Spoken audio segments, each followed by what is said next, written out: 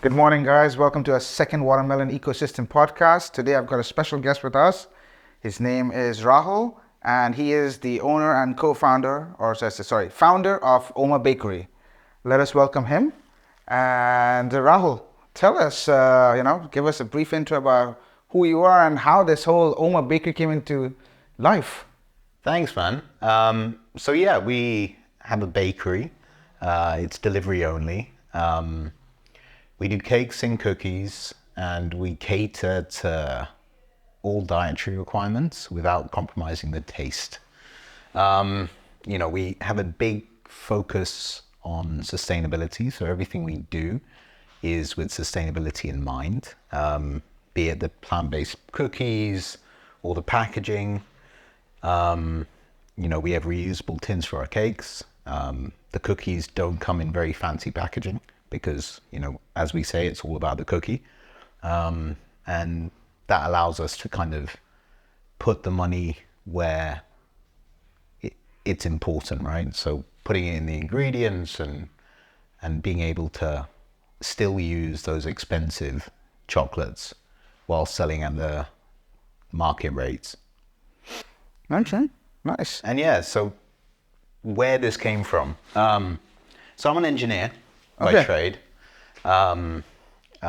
mainly in operations and management, project management. I just kind of always baked, made my own wedding cake for 400 people. Wow. It's just what I love. I love doing it. So you weren't sitting at the wedding counter, you were actually baking? No, I made the cake the same day. Okay. So I made like a vegan version and non-vegan version carrot cake. Okay. And I layered it. Nice. It did not look very good, but it tasted great. Okay. And it was one of those things everyone told me not to do because they're like, it's your wedding, don't be stressed about making a cake. And I was like, no, I will make the cake. What was the feedback? Because they told me not to.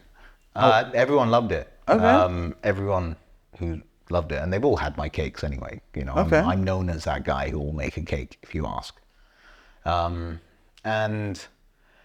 Just kind of going through a transition in my life where I was looking at other opportunities, doing the interview process. Nothing excited me. Okay. And then I went to Nepal to see a couple of our friends, my wife's friends, and they actually opened a Pan-Asian restaurant with no experience in F&B.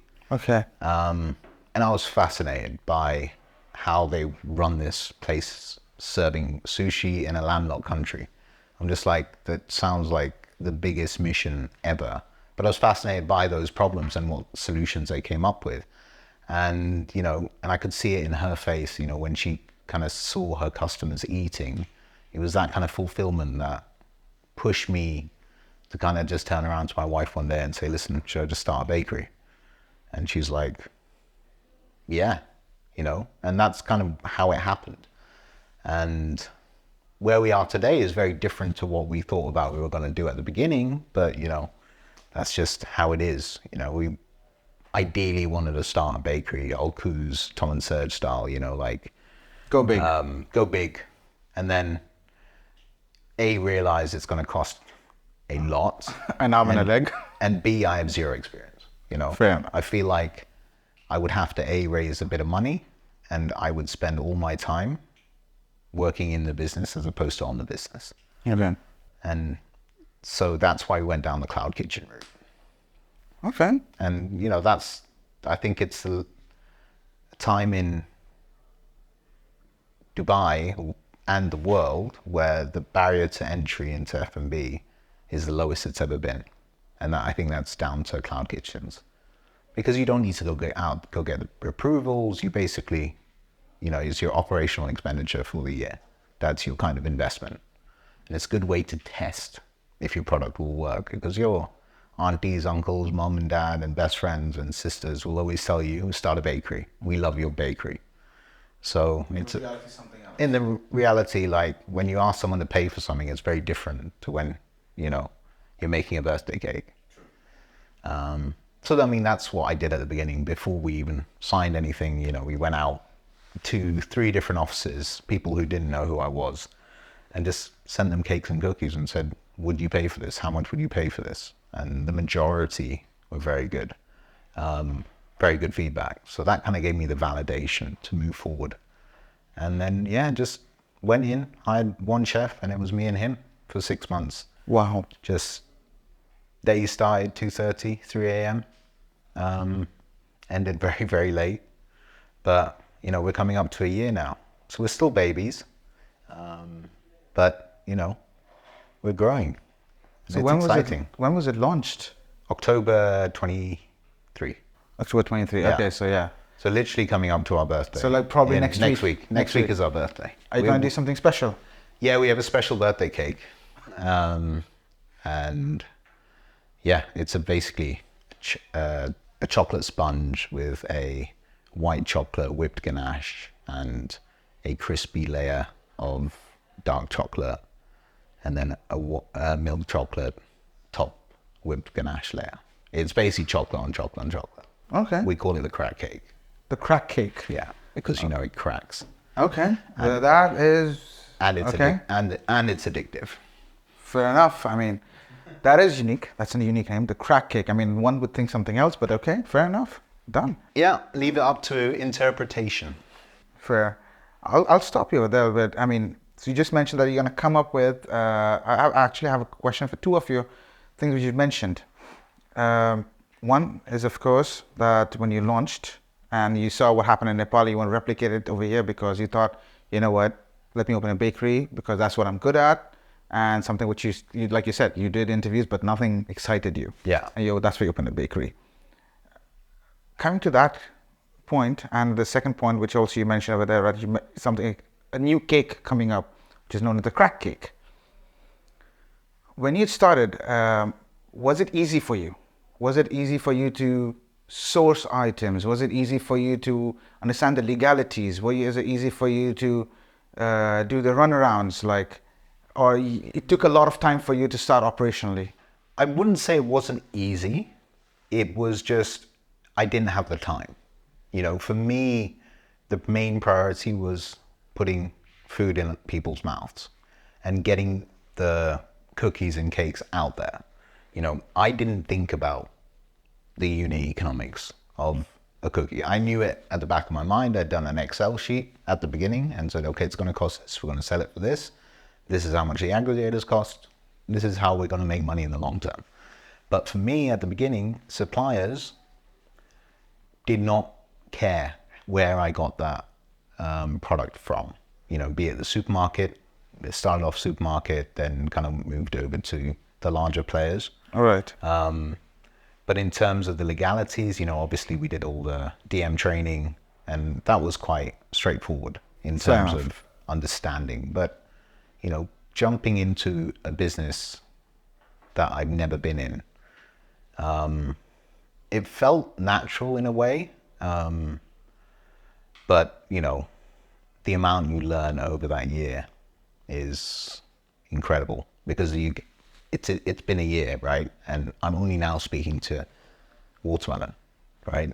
I should have been speaking to them at the beginning, but I didn't have the knowledge and I wouldn't know what I needed at that time, especially when you're baking yourself. You know, if I had hired chefs to kind of manage all of that, I could have done all this at the beginning and bring in that efficiency. But for me, it was more about, I need to learn in the kitchen. I need to understand the problems we're going to have. I want to understand, you know, how we store things, how much space we have, because, you know, space is a valuable commodity in a cloud kitchen. Okay, fair enough. So do you know what we do? Yeah, ish. Right. No, I mean, yes, I do know. I'll give you a brief, and then probably I have a question after that for you. So basically, watermelon is an ecosystem to serve to the needs of the HoReCa industry. So we help in buyers and suppliers. For suppliers, we help them by getting them buyers from a cafeteria all the way till hotels, large players. For the buyers, we get them respected suppliers who can fulfill their needs. It could be a small supplier or a big one. It all depends. Apart from that, we help the buyers where we've got a POS system. We have an order management system which helps, because you mentioned our operation efficiency. So we help them We help the buyers with the operational efficiency by them using the order management system, which literally saves them a lot of time. Then we have something known as a marketplace, like what you just told me a second ago, that you had to find for suppliers, here and there, whatever for your needs. You start with the supermarkets, then you went to the larger ones. Yeah. Here, the marketplace helps you actually. Today, you're making, you say, the crack cake. You need white chocolate. Okay, you know what? You just go on the watermelon marketplace system. You literally write in white chocolate, and you have the search. I don't know why I'm not on this already.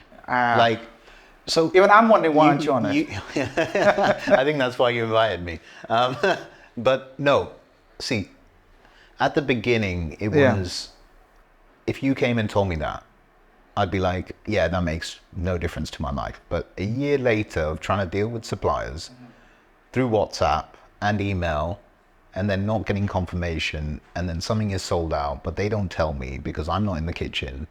The invoice comes and a return goes. Like it's a mess. It's an absolute mess. So and that's 100%. I don't even want to know the figure in terms of how much money I've wasted and time, right? Time in this, when you're running your own thing, that in itself is a commodity. So if there is a single ecosystem whereby, it could benefit me in terms of my sales, that's one part of it. But for me, the biggest part is being able to have all those suppliers in, and I'm not even just bigging you up because I'm here and on your podcast. I'm genuinely saying that it's one of my biggest problems. And if there's a single place where I can, because you're looking at cocoa prices, right? Like we all know what cocoa prices have done in the last year, and it looks like it's going to go down, but that's only going to filter down to us maybe Q3 next year. Yeah. Whereas I've been told the Valrhona that we buy is going up 30% next month. So yes, we do need to look for alternatives, right? True. Either we look for alternatives or, we build that into how we sell it. But, that kind of thing is very important. And we need to look for other Valrhona suppliers. I only know one, right? So there's Calibert. Well, yeah, I mean, there's a couple of them. Yeah, we use Calibert in ours as well. But even that's gone up, we were buying 10 kilo bags for $5.50 and now it's $6.40. Yeah, $6.30, $6.40. Yeah, $6.30, $6.40. So yeah, my point is, if there was a certain place where I could go and literally type it in, and I know there is now, in the last few weeks since we met, it's great. I think it's, important for players like me who are small, family run, bootstrapped, to the big, large chains. I think it's great. But like I said, I wouldn't have known this problem to exist unless I was in the kitchen. And that's one of the biggest things that I wanted to do before hiring for that job. I believe that you need to be in that job. You need to understand those nuances and problems. And hence the reason I was, sleeping in the kitchen by the end of it. Well, you know what? Pretty much you've answered my question without me asking you. So I think it's fair enough. I plugged watermelon. We plugged watermelon. I was going to ask, anyways, I was going to ask you, would it be beneficial for you, if you had known about us in the beginning when you started, would that been a good help? But I think you clearly defined it. 100%. If someone were to come to me and say, how do you manage your suppliers? Before I met you, I would have said, give Safco a call, give MH a call, give NAFCO a call, give these guys a call, send them a full list of your requirements, ingredient list. And even that in itself, when we were talking the other day, I was like, I need to put the new ingredients in and all of that.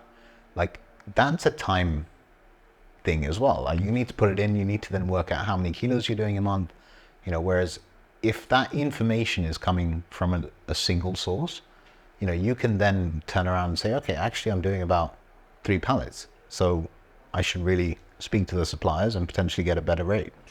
Right? Today you have no way to calculate it. I'll need to go through all my invoices. And those invoices, if I showed you, you'd laugh.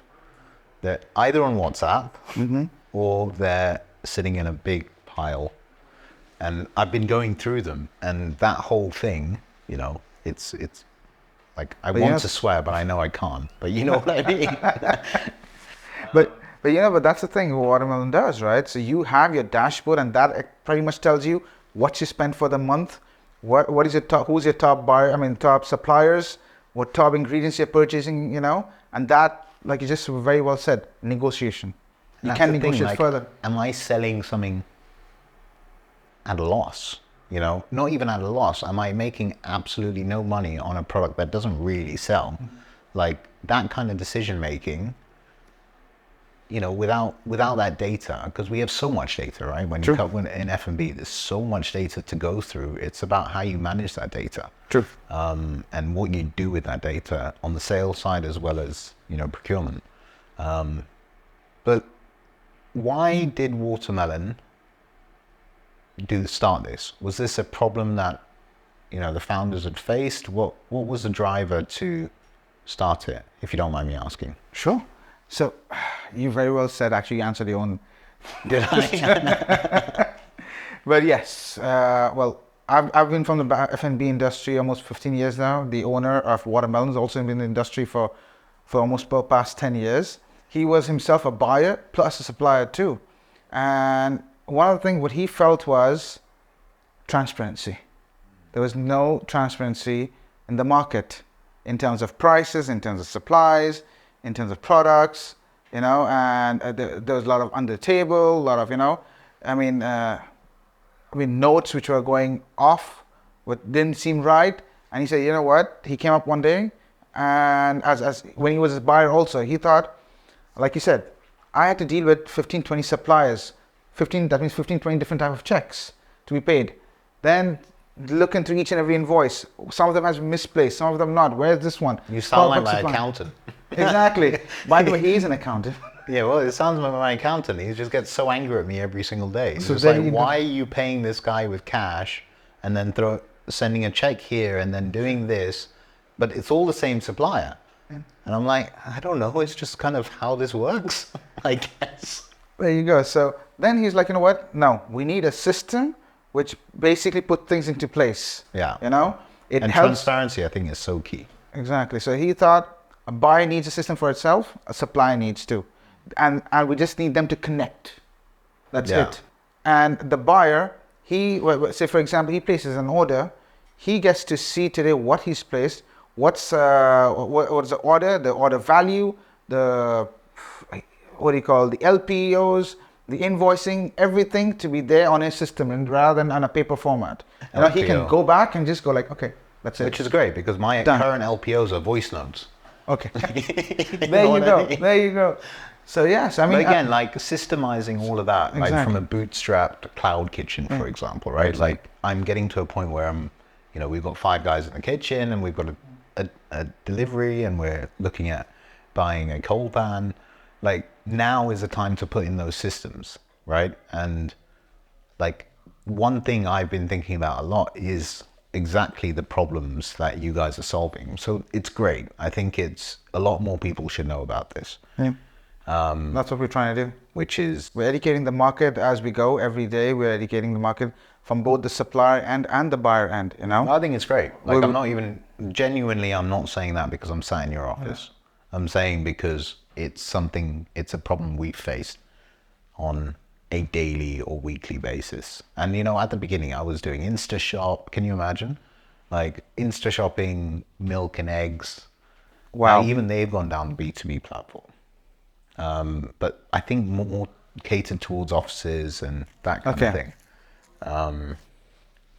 So it means you're in the right business when other people are coming out doing the same thing. Right? We are helping. I don't know if you want to keep that in, but yeah.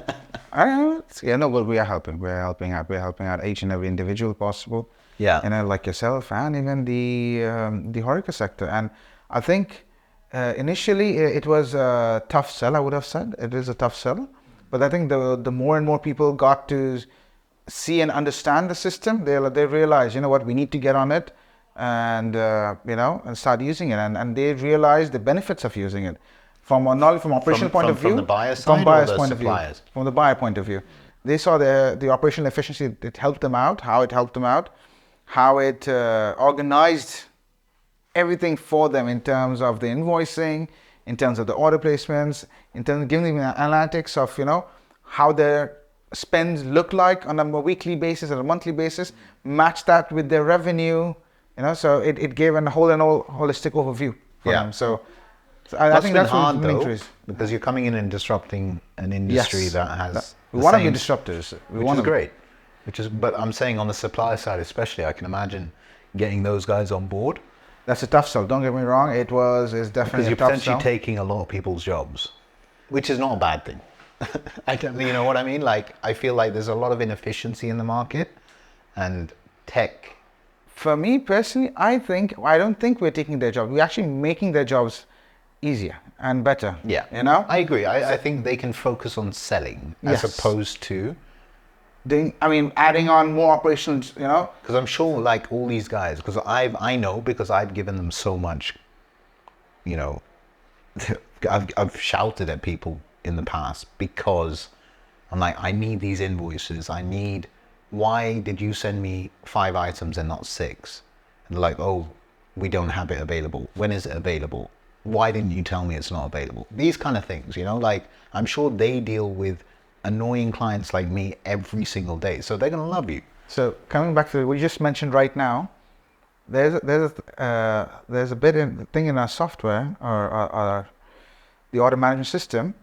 What it does is you've placed an order, and the supplier, say for example, instead of you finding out that a carton of water is not going to come when it arrives, you'll automatically come out to know the minute you place the order. That means once you place the order, the supplier then and there, once he acknowledges your order, he can let you know then and there that yes, I can. No, instead of 6 cartons, I can do 5 cartons. So you can then preempt and be like, you know what, the extra carton, I can source it from somewhere else. Yeah. So that literally saves you 24 hours of finding out, be surprised, oh wait, wow, I'm not getting 6 cartons, I'm getting 5. I need to be on this ecosystem immediately. Like I'm genuinely had this problem on the way here. Fair. Yeah, Good. on the way here, they were like, they delivered the Lurpak butter, but they delivered the 500 gram and not the 5 kilo. And I'm just like, why? It costs Wow. like 40% more. Like these kind of things just end up. But anyway, I think it's great. I think it's brilliant what you guys are doing, and I'm glad my brother-in-law met you. Through badminton. And through badminton. Perfect, man. So, off note, I know there's nothing to do with OMA Bakery, but what do you think of the current F&B industry? I don't know that much about it. But with your competition? Let me put it this way. Why I say I don't know much about it is because I've been stuck in a kitchen for a year. Okay. Right? I haven't taken the opportunity to go out there and like network. And you are one that, I have networked with and made me realize I need to do it more. But in terms of the F&B, I think the Dubai and Abu Dhabi and even the larger Middle East, I think the days of bringing in franchises are soon to be gone, and we'll be exporting franchises. I genuinely believe the food that we have here is superior to places like London and New York. It's a big statement. It's a big statement, but burgers, for example, I don't think I've had a better burger than I've had in Dubai. I've not been in the US in a while, but I feel like brands here with the kind of innovative stuff they do, shout out High Joint, like it's incredible. You just want to try it every single time they drop something, right? And I feel like that kind of brand will do incredible outside. Have you been to 11 Green? I have. What do you think about them? Incredible. I felt the patty was really good. Yeah. I think they were using premium Wagyu patties, and I think they're fantastic. I haven't tried their burger. Okay. But I've heard it's very good through my wife. Through my wife, because she's a meat eater. Okay. Yeah. Fair enough. Yeah. But she, all my information is through her. Okay. Like in terms of, She's the one who's giving you insights. she gives me insights. Her and her friends, just like all of us do, go out and eat. I just haven't had the time. To be completely fair. I have a question for you. Yeah. Now, it's been almost a year since, well, actually, it has been a year since you're in this industry now, or in the bakery industry. Who would you call as your competitors? Or do you have any competitors? I know there's a lot of bakeries, but who would be your top 5 competitors? I think in the cookie space, you got Bake My Day, who have been doing incredible things for a very long time. There's new cookie spots dropping all the time, you know. Zookie's, I think, you just opened DIFC. I haven't tried them. I've tried Bake My Day, they're great. Sandy's Kitchen, really good cookies, really good cookies. Cakes, you know. I would say Chunk is obviously a competitor because of the way we package. Yeah. But in terms of the cakes we do, we're very different. You know, like they do dream cakes. You know, they own that space, and their dream cakes are great. Mine are different.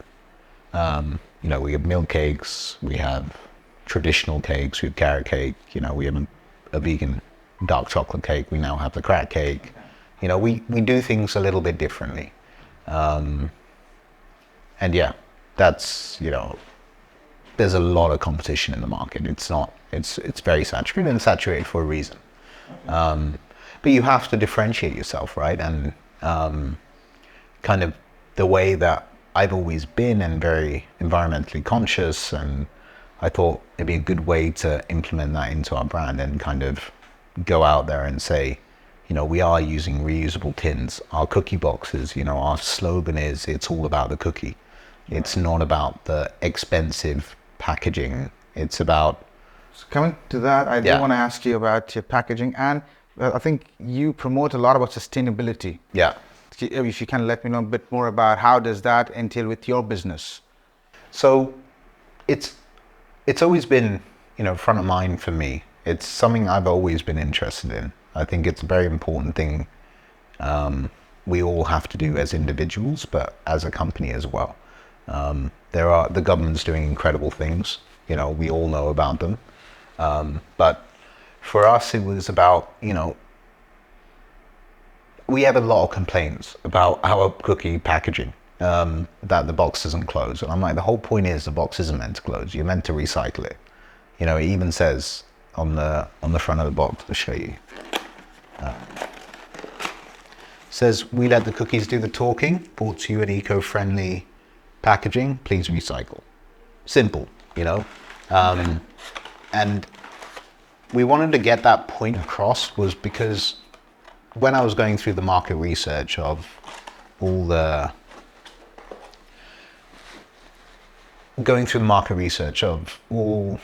competitors, everything came in overly packaged stuff. And then obviously I'd go out and price that. I'm just like, why are we paying for something we throw away?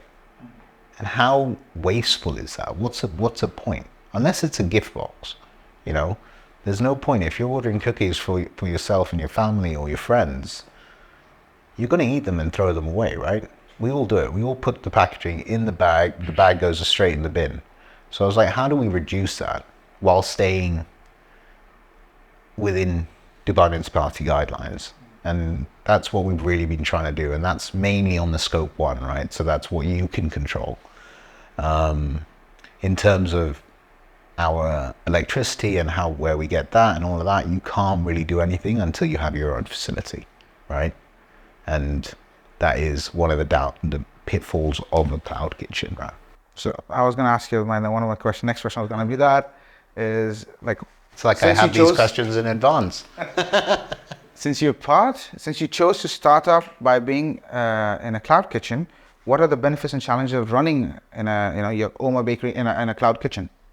So benefits, I would say, is, well, you don't need to get Dubai Municipality approval, so your capital expenditure is minimal, right? So you're only paying for the equipment you put in there. It allows you to go in there with a minimal capex, test your thing out, and you know how much you need for the year, right? So that's your kind of stop loss. Whereas if you're building a cafe, you know, there's the fit out costs, there's annual rent, there's labor, which is much higher. You know, you need to have your own cleaners, you need to have shifts, et cetera, et cetera. And then you need the Dubai municipality approvals. Whereas here, you literally just move in and you get your, you get Food Watch and you do all of the procedures that you need to do and the certifications, and you're ready to go. It's like a plug and play. Okay. However, on the flip side, if you look at your cost per square foot, it's a lot higher. You have no control over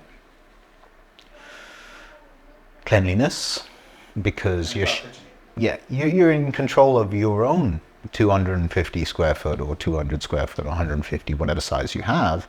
However, you're sharing a wall with someone else. You have no control over that. How clean they keep their kitchens. Humidity in a bakery, very important. Because we have shared walls, impossible without a massive dehumidifier to control that. So that, for me, is, you know, it is a big downfall, but we manage it, you know, as you do with any business. Shared electricity costs. You know, you have to pay shared utility bills, which can, in the summer, go a bit crazy. And yeah, that's the kind of the downfall, but it's, you know, it's a great way, A, to start, or B, to expand. So if you do have your single cafe and you want to feed more mouths, you can use that as a central kitchen. It's a good way to expand. Margins are thinner, but you get a lot more exposure.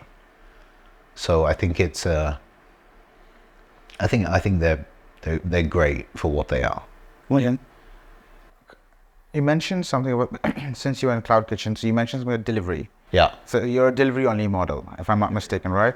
So how has the delivery only model allowed you to scale? I mean, I believe you've also entered into another cloud space, if I'm not mistaken. So just caveat this, that a bakery is a bit different from the majority of those cloud kitchens, which are hot kitchens, right? Cooking your food to be delivered within half an hour. I went into this business hating on the aggregators. Okay. But I learned very, very quickly that you need these aggregators. You know, people say, oh, you need to push people to go direct and this. I'm like, yes, but we're not getting less lazy, right? We all know, we all open aggregator apps not knowing what we want to eat. It's a daily part of our life. As a consumer also, it's part of our life. Consumer, I'm just like, we're not getting less lazy. We're not moving away from aggregators. You know, in the pandemic and all of that, it was very support small business. Let's use chat food. Let's do all of that. That's not happening anytime soon. So rather than working against them and using them as, you know, a way to get into the customers, just work with them. You know, you make sure you have the unit economics to factor in that 30+% that they take off the top line, and be smart about it. You know, understand that that is just a cost of doing business. And I feel a lot of people come into this business without, like, trying to work against them. But if you're doing delivery only, you have to work with them, you know, and they will be the biggest part of your revenue. And how you scale from there is, you know, I'm fortunate where we make all our things in advance before we obviously sell. We don't get an order and then bake a cake. You know, those cakes are made overnight, they're ready for the day, and they sell.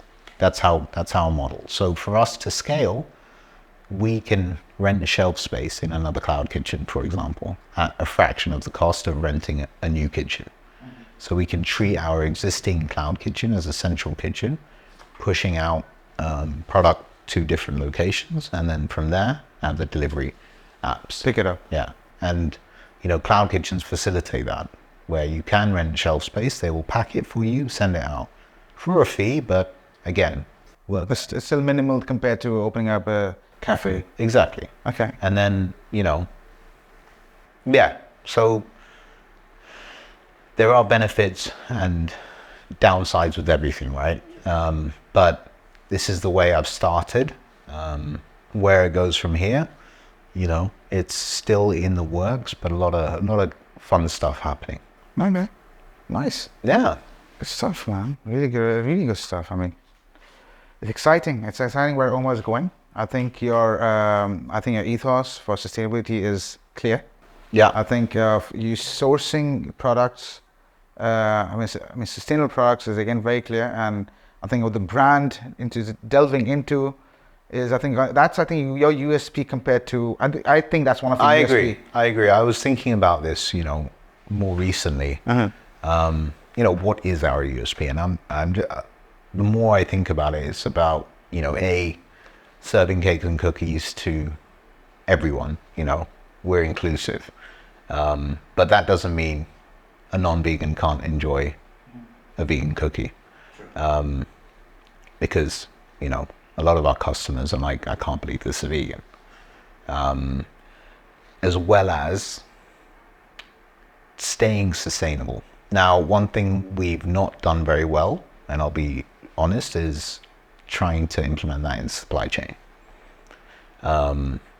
because it's so hard, right? Like, especially when we're not in our own facility. So that when we do get our own facility, which is in the plans in the next 6 to 12 months, that's going to be a big part of it, And watermelon is going to be a part of it too, because we believe in sustainable sourcing and we help with sustainable sourcing. Exactly. And we've done that, and I'll tell you that because we've done that. When we launched, we did that as an exercise with COP28. So we had we were the sole tech supplier, food supplier. I would say. I mean, how let me frame it in a way. We were the sole tech. Sole tech sustainable supplier for a brand which was catering to a market over here during COP28, which was called Gold's House. Okay. So everything from the fruits and vegetables to the meat they used, everything was locally sourced. So local fruits and vegetables, local ice cream, local meat, everything was here. Well, obviously, I mean, local is more sustainable, right? Exactly. Like there's no shipping, can you put a value on an apple that comes from China versus, okay, apple's probably not the right, let's say a strawberry, all right? Let's say a strawberry from Mexico or California versus strawberry from here. Can you put a carbon? Is that something? That is what we work. So that's what we're working towards. Yes, because even our sustainable partners, they are working towards how to deliver from their farm to the table. What is the carbon credits? What have I used in the soil? What have I used in farming it? So everything is being calculated right now, and there are third parties who are doing it. But we are in the initial stage. Because I mean, in the next 5 to 10 years, and it's going to be mandatory, right? Yes. Like yes, absolutely. Having that accountability. Exactly. On where you get your ingredients and getting into that, I think it's scope 3 of emissions. And yeah, I think it's great. I think like having that and being ahead of the curve on that is very, because even if you start supplying to places in the UK and Europe, you're going to have that number. Right? Because they care about it. Because they care about it because it's in their scope 3. If if you're sending goods, and it seems like that's the way it will go, especially with the leadership in this country. True. You know how quickly they change things. Exactly, and they want things to be done fast. Yeah, which is great. If they put a timeline, it has to be done. I love it. But that's good, right? We're moving the right direction then. And that's how we've always been here, which is commendable. Yeah. Perfect. So if you had to describe watermelon in one word, what would that word be? I would say efficiency, just because I'm an engineer. Yeah. You want to elaborate? Yeah, I mean, it's simple, right? Like you're basically allowing both suppliers and buyers to be efficient in the way they deal with procurement, right? Like it's a no-brainer because it allows you to do other things rather than sit in your car and sit there trying to look for Lurpak butter. You know, that could have been sorted. And we'll probably be like, oh, shouting at the guy, I asked for 5 kgs, you gave me 500 grams. Can you tell I'm a bit angry about it? For good reasons. But yeah, no, I think that's yeah, efficient. So, since we're doing closing, I have a couple of questions again. Yeah. First one, if you had to give one piece of advice to someone looking to start a sustainable, plant-based or dietary-based food business, what would it be? Do your maths. Okay. You know, go into it knowing that it takes time to get traction. Go into it knowing that you're going to have to spend on marketing. Don't go into it blind and think you're going to break even in 2 months. Know that it's going to take a year to 12 to 18 months, and make sure you're ready for that. Don't do a lot of testing. That's the other thing. You know, do a lot of testing with people you don't know.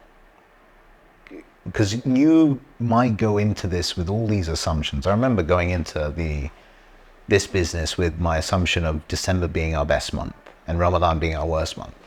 It's an absolute opposite. In December, people are going out to Christmas markets and buying their goods from there. National Day great, Christmas great. But in between, awful. Ramadan was incredible for us because I didn't think that everyone would be buying cakes and gifting it. You know, it wasn't because I made all these assumptions, but know that you have to learn. Know that you don't know everything. And be open to the fact that, you know, there's cycles. You might do well one month, but another month is going to be a low month, so you need to account for it. Fair enough. And you know, like, if you go in, do a healthy brand, like, it's completely different to if you're doing cakes and cookies. If you're doing, you know, healthy meal plans, it's completely different. You know, your cycles are going to be completely different. You can go out there, speak to people. People are willing to share, surprisingly. And yeah, if you ever want to open a cloud kitchen, get in touch. I'll give you all the information. So what would be next for OMA Bakery? So we're doing a big event season. You know, we're confirmed for What the Food and Dubai Design Week in the next couple of months. But, you know, we're tying up with a local brand, Specialty Batch, to serve coffee.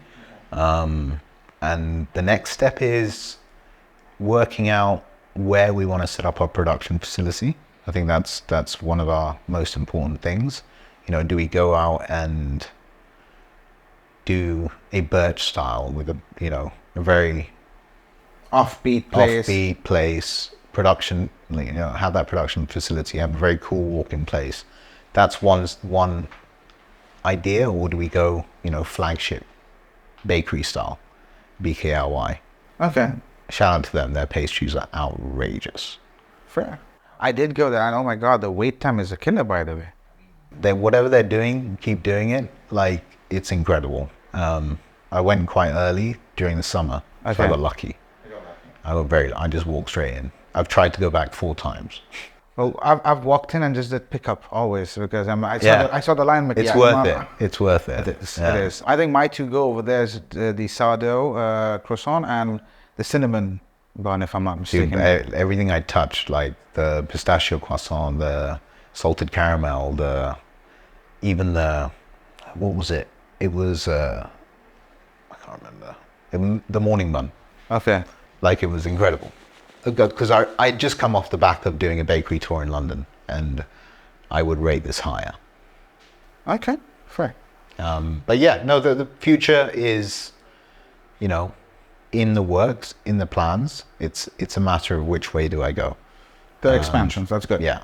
So Okay. I'm working on that now. But for now, we're sticking to this, gonna focus on, what we have now and build that up. Okay.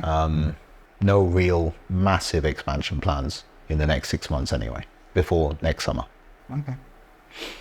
So now you know about us, a little bit more about us, and you know how we can help you guys and assist you in expand, and only expanding into your business, but helping you on a day-to-day basis. Yeah. Now, what would you say, like, how would you see platforms like us, like Watermelon Ecosystem, impacting the future of F&B market?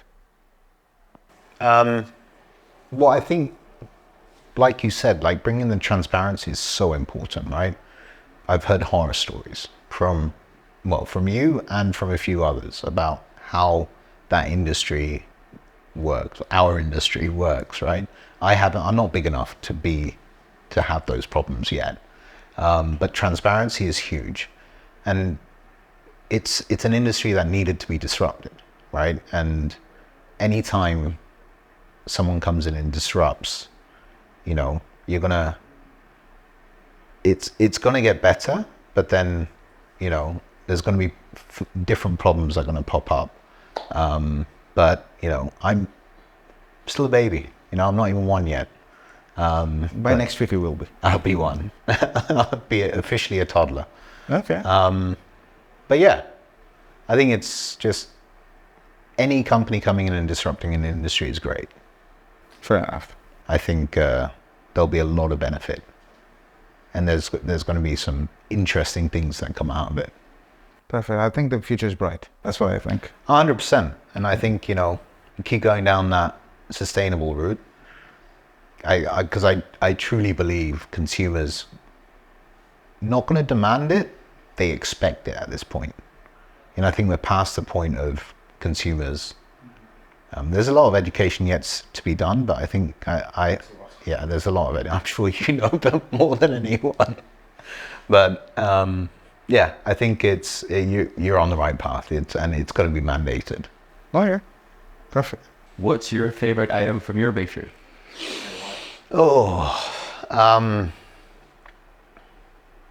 Right now it's the almond no croissant cookie. So we have a cookie that basically... Almond no croissant cookie. Yeah, because every time I said almond croissant cookie, because of the cookie, everyone thought there was a croissant in it, so I just put a no in the middle. So it's basically almond frangipane in the middle of dough covered with almonds. It's this one. Hold it open for me. Yeah. That's my favorite. It's not too sweet. It's kind of like, it's not too cookie. I mean, I've gone through a lot of cookies this year. So I'm just, but yeah, my OG is the dark chocolate, salted dark chocolate one, the salty one. That's my number one. I love that one. It's a Lindt chocolate as well. I love it already. There's a lot here for you guys. So, perfect. Yeah. Curious as to why you chose to implement all these different dietary options. Are you vegetarian or vegan yourself? And why did you think that a bakery needed to have all of these options as part of their core? Yeah, that's a good question. So I made the cookie vegan because it was a challenge. This was in 2015, 2014. And then I started giving it to everyone. And they were just like, this cookie is incredible. And I just kept making it because it was the best kind of cookie I'd tried to make. It wasn't because... I did it because it was a challenge. And I had a friend who was vegan, and I think it was her birthday or something. And I was like, let me try and make a vegan cookie. And that became my go-to cookie. Like any home baker knows that when you get a recipe, you don't veer off the recipe, right? When everyone loves it, you just stick to it. And then I was like, okay, what else is vegan? Let's try a Lotus one, because Lotus is that accidentally vegan, same as Oreo, right? No one knows it's vegan, but they are. And it's accident. They didn't do it on purpose. So then I did an apple pie because, growing up, I'm not ashamed to say my favorite dessert was a McDonald's apple pie. And I think a lot of people relate to that. They might not admit it, but they relate it. So I made an apple pie cookie, which basically is meant to have the same taste as the McDonald's apple pie. And then, so that was the whole vegan. That I launched with those three cookies. And, you know, I didn't want to call them vegan because people have a misconception, and the vegans will find out it's vegan without saying it's vegan. You know what I mean? Like, that's what they look for. As a vegetarian, I know, you know, the plight of vegans when they go out to restaurants. They look at everything. And then the gluten-free came from a client. So I have a client we supply to schools, to secondary teachers, parents. He was like, you know, one of the biggest things they ask us for is gluten-free options. So I, you know, put my apron on and came up with 3 different gluten-free options, tested them with the client, and they outsold the vegan ones. And I was just like, well, this is easy. Let me put it on my menu. And then I came up with, you know, a couple of non-vegan, non-gluten-free ones, just because why not? And that's where the almond croissant and the cereal milk cookie came from. So yeah, you know, it wasn't because I wanted to particularly cater. I wanted to make something a bit different as well, you know, just like you guys are disrupting the F&B industry, you know, I just thought there could be better cookies out there.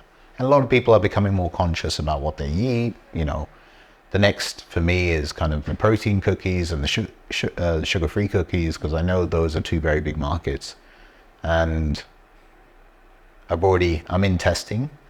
But yeah, that's kind of why I went out there, because why not? That's the other thing. Why not? Why not have a vegan cookie? Kind of gives it that little bit extra, because you're expecting something grainy and a bit awful, and it turns out it's actually a really good cookie. Yeah, I think the question is more, why not have a good vegan cookie? Because there's a lot of these people that scream, we make vegan cookies, but they taste like carbo. Yeah.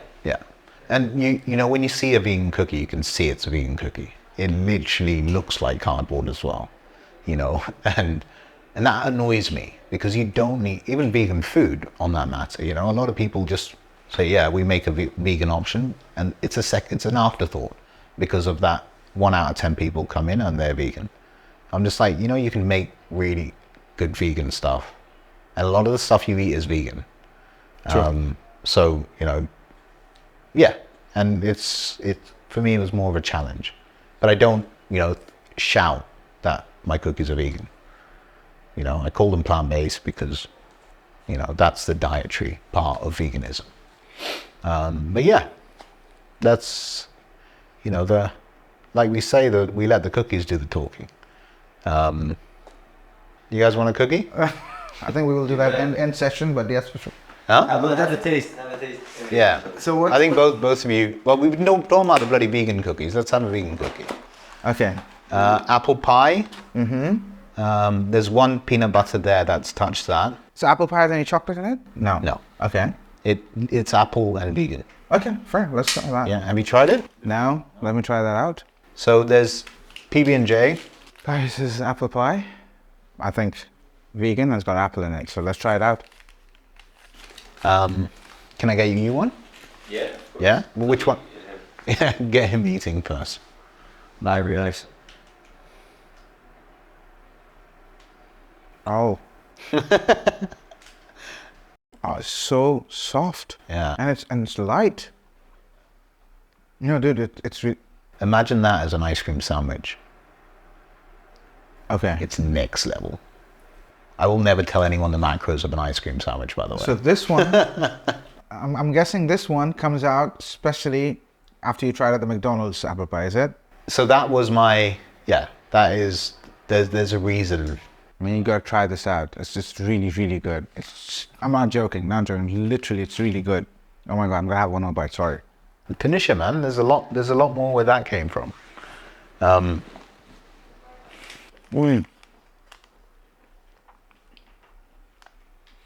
Good stuff, man. Trust me. Oh. And then I'll tell you what everything else is. So this is the gluten-free box. It's a vegan box.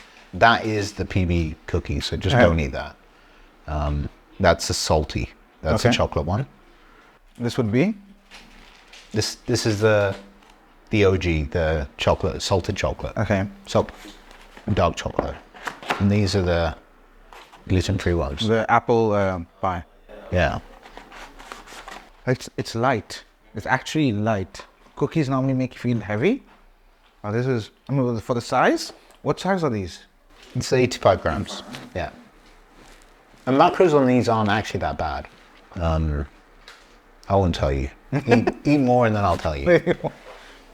Do you share that or? So it's going on the website. Yeah. It's going on the website. If you want to add a little more. So website's not ready. That's on you know that to-do list that you never get to? It's on that list. So just FYI, just to let you know, you can put this on recording, it's okay. Watermelon does have marketing services. Part of the ecosystem is marketing services. Nice. So what do we have here? So this is a gluten-free. Okay. I'll tell you quickly. So no eggs. Oh, sorry. Eggs. Okay. No egg. So this is this. Wait. What are you? This generally for people. Okay. So this is gluten-free. So this has dairy. Okay. But no eggs. This has eggs. Okay. And no dairy. And no. Yeah. Oh wow. Yeah. Okay. So It's just gluten-free. okay. It's gluten-free. Well, what does this have? It's an oatmeal raisin. Okay. And an oatmeal chocolate. And then this is a campfire. I'm definitely going for this. This is the oatmeal raisin. Yeah. Oh. This I've had before, and this actually sold me. Oh, really? This sold me. Is that why you called me? Yes, exactly. I don't like raisins, but I don't know, you've done something with it.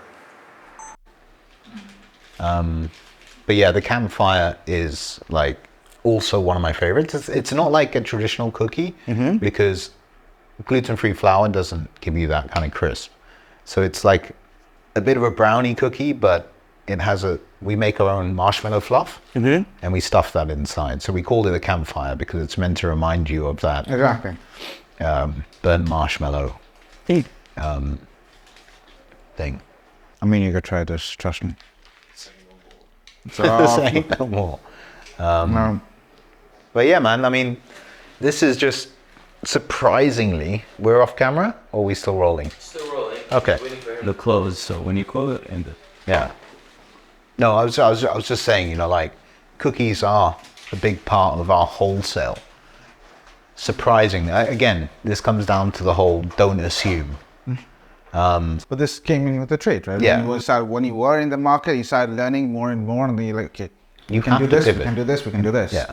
Like cakes were selling, our 1 kilo cakes were selling well. And then everyone was just like, yo, we don't buy cakes weekly, right? But what we do want is a slice of your cake. Do you do slices? And I'm like, it's impossible because it's in a tin. tin. How are you going to slice it? We've all tried to slice the cake. You take a spoon and you eat. That's how you eat. So that's why I launched the mini tins. And those are about 45% of our revenue now. The mini tins, are they sourced? I mean, is it sustainable? It's a sustainable tin in the way that it's reused. Okay. So that's something, again, I need to look into. It, you know, it is tin. It is shipped over from China. There's no real local suppliers yet. But that's something, you know, on the cards. But I think pretty much everything is sourced from China. Dude, like, I went to one guy here who says he showed me his manufacturing facility. I'm like, this is not a manufacturing facility. This is a storage facility. And I can see the Chinese packaging on it. I know where it's coming from, you know? It is because I won't name a competitor, but yes, majority of your competitors who are doing the tin style cakes, all of them have sourced from China. You have to. Because they aren't It's too made expensive over here. otherwise. Even if you get them made in the UK, like, how is that more sustainable? It's probably not. Like, Some. well, it depends.